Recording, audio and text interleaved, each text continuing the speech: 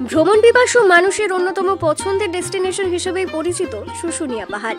জেলা সদর বাঁকুড়া থেকে মাত্র 22 কিলোমিটার দূরে 442 মিটার অর্থাৎ 1450 ফুট উচ্চতার শুশুনিয়া পাহাড়ের অপরূপ প্রাকৃতিক সৌন্দর্য আর পাহাড়ি ঝর্ণার টানে বছরভর এখানে পরিযায়ী পর্যটকদের আনাগোনা লেগেই থাকে। আর ওইসব পর্যটকদের পরিষেবা দিতে মাত্র কয়েক বছর আগে সরকারি উদ্যোগে তৈরি হয় দুটি সুদৃশ্য কটেজ। কিন্তু প্রয়োজনীয় রক্ষণাবেক্ষণের অভাব আর প্রশাসনিক উদাসীনতায় ওইসব সরকারি সম্পত্তি এখন দুষ্কৃতী ও মধ্যপদের স্বর্গরাজ্যে পরিণত হয়েছে বলে অভিযোগ।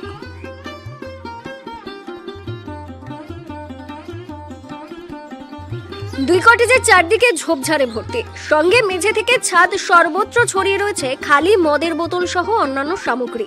এছাড়াও ইতিমধ্যে কেউ বা কারা খুলে নিয়ে গেছে কটেজের দরজাও। প্রতিদিন সন্ধ্যা নামলে অব্যবহৃত কটেজগুলি দুষ্কৃতীদের দখলে চলে যায়, এমনটাই অভিযোগ স্থানীয়দের। আর এ বিষয়ে শাসক তৃণমূলকেই দায়ী করেছে গেরুয়া শিবির। স্থানীয় বিজেপি নেতা জীবন চক্রবর্তী বলেন, সম্ভবত 2013-14 অর্থবর্ষে জেলা পরিষদ ও পূর্ত দপ্তরের যৌথ উদ্যোগে এই কটেজ দুটি তৈরি হয়। বর্তমানে যা নামহীন, গোত্রহীন, বংশহীন অবস্থায় পড়ে রয়েছে। 13-14 সালে জেলা পরিষদ এবং পূর্ত দপ্তরের পক্ষ থেকে এই দুটি বাড়ি তৈরি হয়েছে। বর্তমানে যারা তৃণমূল কংগ্রেসের পঞ্চায়েত বা পঞ্চায়েত সমিতিতে আছে তারা কেউ বলতে পারবে না এটা জেলা পরিষদ না পূর্ত দপ্তর। অর্থাৎ নামহীন, গোত্রহীন, বংশহীন অবস্থায় পড়ে আছে। এবং যে সরকারটা চলছে বর্তমান সরকার, এই সরকারের উদ্দেশ্যই হচ্ছে টাকাটাকে কোনোভাবে খরচ করা এবং সিন্ডিকেটের মাধ্যমে আবাসন তৈরি করা এবং লুট চালানো। আমরা চাইছি অতি তাড়াতাড়ি, যত তাড়াতাড়ি সম্ভব এই বাড়িগুলিকে সম্পূর্ণ সরকারি নিয়ন্ত্রণে এনে উপযুক্ত সংস্থার হাতে দিয়ে যাতে সরকারের আয় বাড়ে এবং পরিবেশ দূষিত না হয় সেদিকটা প্রশাসন এবং সরকারের নজর দেওয়া দায়িত্ব এবং কর্তব্যের মধ্যে পড়ে বলে আমরা মনে করি।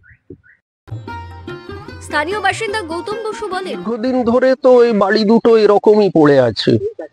সরকারিভাবে তৈরি একটা সম্পত্তি নষ্ট হচ্ছে। অবশ্যই সরকারের তরফ থেকে এটার কিছু একটা উদ্যোগ নেওয়া উচিত।